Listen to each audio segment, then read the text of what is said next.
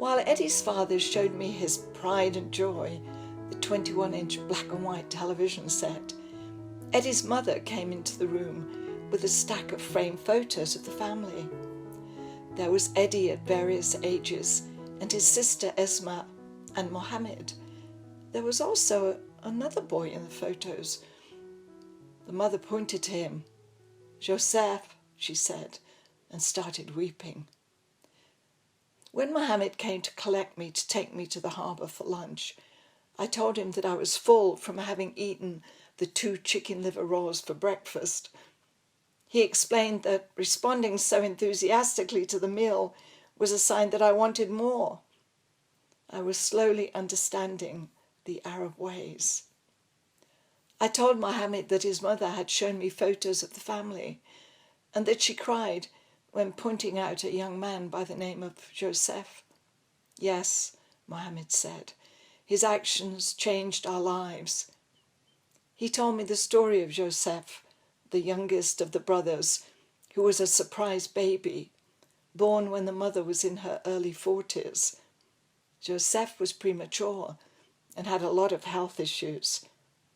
It was soon clear that he had brain damage and was a child who never really developed along with his years. 2 years earlier, when Joseph was 17, but with the intelligence of a 7-year-old, he was accused of placing a bomb on a bus that exploded in Tel Aviv. Joseph had been arrested and imprisoned, and Mohammed told me that shortly afterwards his brother had died in prison from an epileptic fit, they were told. The big house that Eddie had described was seized by the government, and the family were moved to the smaller house next door, where they now lived. Mohammed had previously lived with his parents, but because there was now no room for him, he had to move into a 1-room of his own. It seems that Eddie, who'd been living in Europe for the past 4 years, was ignorant of all of this. I'd been led by Aran to the dwelling where the Idilbi family now lived, because it appears that they were well known in Akka. Mohammed told me that because of Joseph's crime, the family weren't allowed to own property anymore, or to have a bank account, send their children to college, or have businesses of their own. He saw this as part of the Jewish-Israeli plan to force the family, who incidentally were Christians, out of the neighbourhood they'd lived in their whole lives. As we sat looking out at the harbour, sipping delicious iced coffees, a fighter jet seemed to come out of nowhere. It was followed by 2 more, then 3, then 4. The planes flew perilously low and very fast over the harbour. The noise was deafening and quite frightening. Mohammed said this was a scare tactic and something that happened all the time. It was an Israeli demonstration of power and control over the Arab population, he said. An Italian photographer sat at a table next to us, and she took a photo of a child looking at the jets with such fear in her face. "I will get a lot of money for this photo in Italy," the photographer said. We dropped my luggage at Mustafa's 1-room place, which was in a beautiful ancient courtyard complex, but also sadly lacked modern bathroom facilities. Then I asked Mohammed if there was a flower shop nearby. "Why?" he asked. "I want to take some flowers to your mother." "Why?" he repeated. "To thank her for her kindness." "It's not necessary," he said, quite harshly, I thought. In spite of his protestations, I found a flower shop and delivered a bunch of flowers to Mohammed's mother. She shook her head, as if not quite understanding why I had brought them. Mohammed was right. It really wasn't necessary for me to give his mother flowers. She didn't expect anything for the hospitality she'd shown me. I was a guest in her home, and I was treated the same as family. In a country where there was so much discrimination and conflict, I was accepted with almost unconditional love. I became more aware of this when I got to know the lovely families who were Mustafa's neighbours. I think the women were somewhat fascinated by this blonde English woman in their midst and were very quick to invite me into their meagre dwellings, for indeed they were meagre. Most of the families lived in a 1 or 2 room place and cooked on hot stones outside. They showed me how to make delicious flatbread with oil and tasty seeds in stone ovens, and they asked me about boyfriends. I told them I was married but getting a divorce. They wanted to know if I had any children, what England was like. We talked about makeup, nails and hair. Even though these lovely women really had nothing material in their homes, I did see a Singer sewing machine, which apparently they all shared, and I told them that I liked to sew. As it happens, I was wearing a long skirt and halter top in cotton, which I'd actually made by hand on the beach in Eos, and they admired it. They then brought out the clothes they'd made for themselves and their children.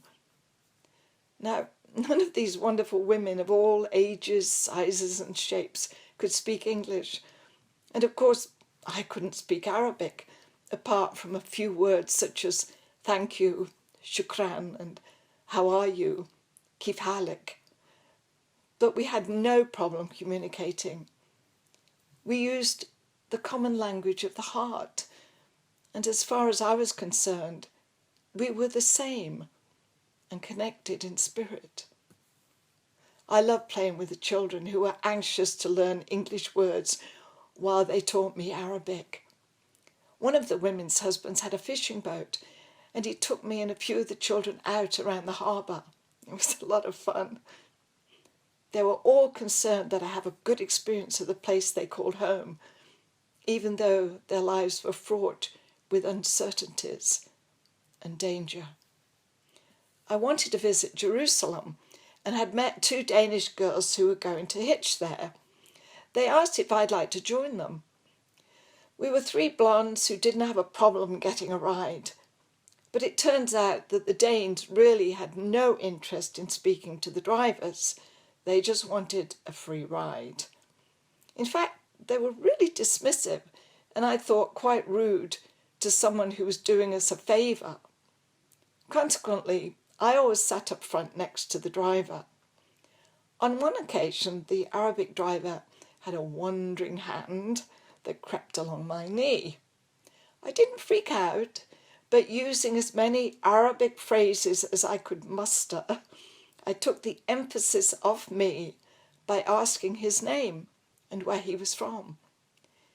He told me how many children he had, and although I only understood a few words here and there, I saw how he changed when I showed an interest in him. He relaxed, and so did I.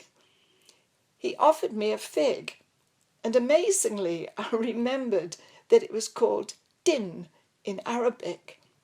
This pleased him greatly.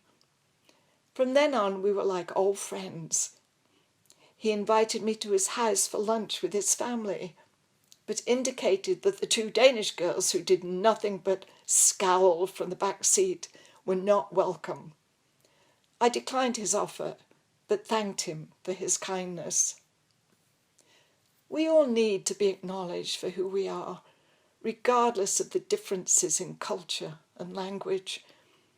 A thank you may not necessarily be in the form of a bunch of flowers, but showing genuine interest in another human being and treating others the way we would like to be treated can go a very long way in increasing a person's worth. As I'm sure you can imagine, Jerusalem was very special, but strangely I'm finding it hard to describe my time there. It could be that I've forgotten quite a lot, but there was a lot to absorb. And regardless of your religion, you can't help but be moved by Jewish people praying at the Western Wall next to Temple Mount and slipping prayer notes between the bricks. Also known as the Wailing Wall, It's one of the holiest sites in Judaism.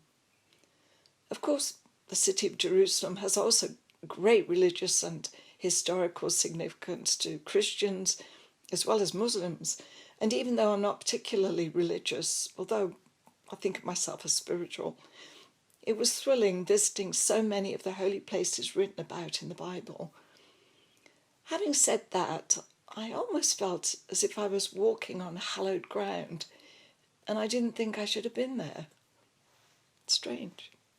As the two Danish girls and I made our way along the ancient streets, a couple of boys, probably no older than 12 or 13, ran towards us in a threatening manner. One of them punched me in the arm, yelling, "Capitalist pig!" as he passed.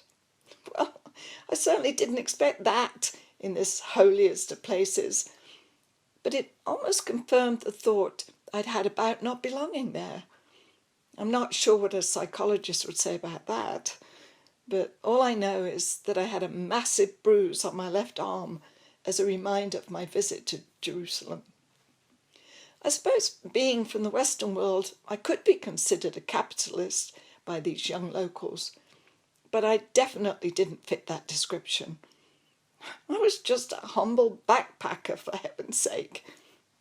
It did make me realise, though, how tourists can be perceived as people with a lot of money who can afford to travel to countries and who may not necessarily respect the residents and culture of the countries they're visiting. I was certainly made aware of this when I lived in Greece, and where I felt foreigners would often adopt a superior attitude to the locals. On my return to Akka, since Mustafa had moved back into his room after allowing me to stay there for almost 10 days, I was invited to stay with one of the lovely neighbours, Noura, and her family. Her home consisted of 2 rooms, and I was offered a mattress on the floor next to her 3 children. It was very cramped, and I really felt that I was intruding. However, Noura insisted that I stay there. Not wanting to offend her, I accepted, but I told her only for one night. As much as I wanted to have an authentic experience and not be a tourist, it was never my intention to take advantage of anyone, and I wanted Noura to know that. For the rest of my time in Akka, I stayed in a small, rather decrepit hotel that had definitely seen better days. The residents were mostly older men, so it seemed more like an elder hostel than an actual hotel.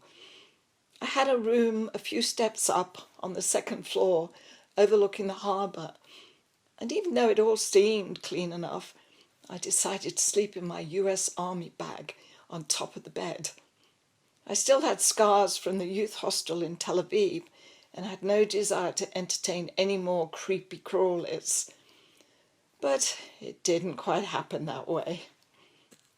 The toilet was on the 1st floor and was the elementary hole in the ground to which I'd now become accustomed.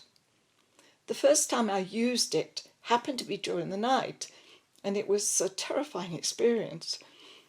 As I made my way in the dark down the short stairs to reach the toilet on the other side of, I suppose you could call it the lobby, I was surprised to see 2 men in Arab dress playing what appeared to be backgammon in a very dim light.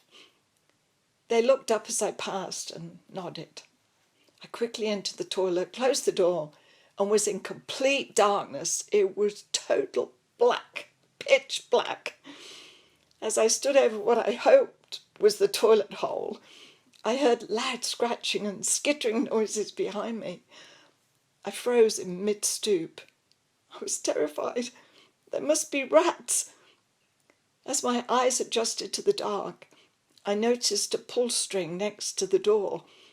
I reached over and pulled on it hard, hoping it was a light and not a shower. Thankfully, it was a light, which revealed that the wall behind me was covered with orange and red winged creatures about the size of butterflies, but nowhere near as pretty and with hard shells. You know, I'm not afraid of spiders, not one bit, but these bugs definitely gave me the willies, and I was out of there in a shot. It turns out that these orange invaders were cockroaches. Since then, I've had the misfortune to come across cockroaches in Canada and the US, but they've just been communal garden little brown creatures and very boring compared to their flashy Israeli cousins. One night, Mohammed wanted to take me to Nahariya, a coastal town near the Lebanese border where a river runs through the main street. Buses were going there, but instead of taking the bus, we stood in line farther down the street waiting for a shared taxi, or sharut.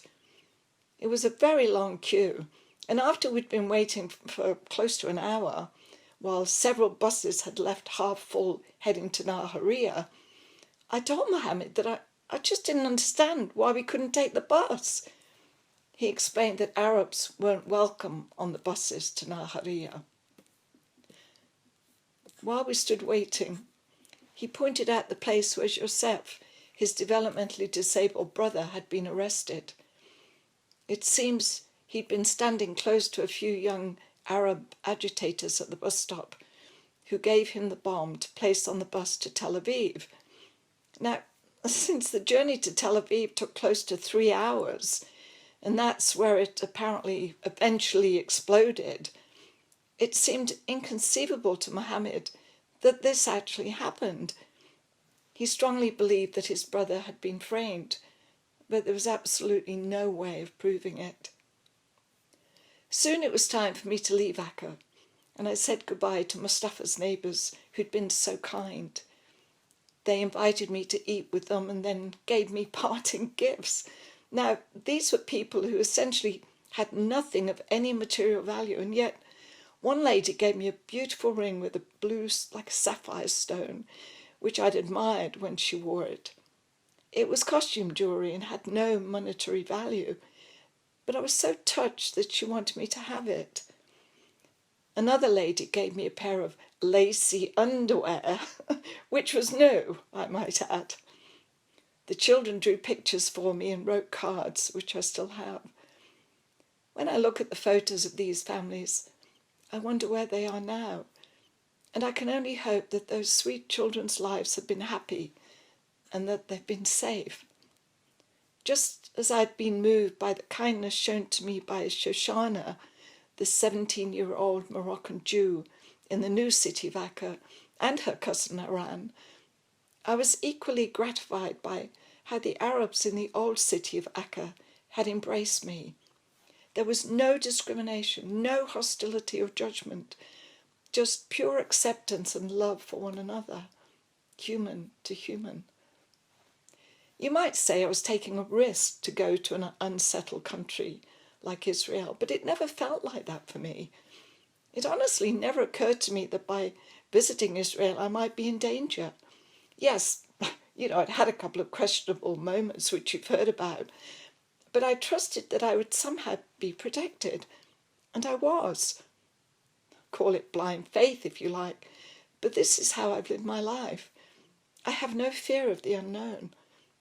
Security for me is not knowing what's around the corner. No matter your journey in life, it's important, to use a well-worn phrase, to live in the moment. It's the only time we have that's guaranteed, and I know you've heard that before. I'd visited Eddie's parents a few times during my time in Akka, and his mum said I should see them again before I left. She wanted me to take gifts back to Eddie in Germany. When I arrived at their home on the day I was due to leave Israel, the father was watching the first day of the Munich Olympic Games on the revered television set. He gestured for me to join him, and I sat looking at the amazing athletes proudly representing their countries. The mom gave me 2 packages wrapped in tinfoil for Eddie. One contained ground coffee, and the other was filled with pastries, similar to baklava, oozing with honey and very sticky. It wasn't quite what I expected.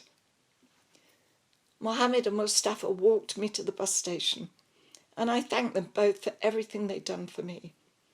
They'd taken me to so many historical places in Old Akka, as well as the beach, the markets, Haifa, and Nazareth, and they clearly loved this wonderful country of Israel, as did I. I hope you'll join me for the next episode, where I'll tell you about travelling back to Germany and hearing news of the tragedy in Munich. Thanks for listening.